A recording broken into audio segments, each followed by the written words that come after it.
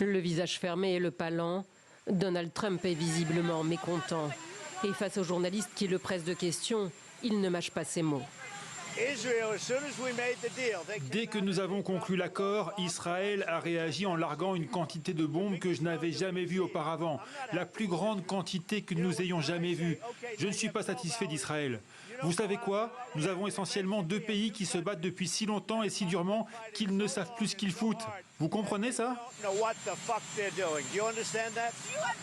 Le président américain accuse l'Iran et Israël d'avoir violé le cessez-le-feu complet et total de 12 heures qu'il avait lui-même fièrement annoncé dans la nuit. Quelques heures après son entrée en vigueur, des sirènes retentissent dans la ville israélienne d'Haïfa. Un missile balistique en direction du nord d'Israël aurait été intercepté. Tel Aviv promet une réponse forte à ce qui est présenté comme un nouveau tir iranien. Téhéran répond par la voix de la télévision d'État.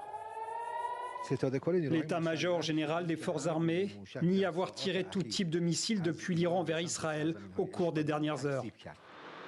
L'organe suprême de sécurité iranien confirme ensuite dans la matinée le cessez-le-feu avec Israël qu'il a déjà officiellement accepté. Ce cessez-le-feu aurait dû intervenir bien plus tôt. Ce sont les civils qui en paient le prix, que ce soit les nôtres ou les leurs.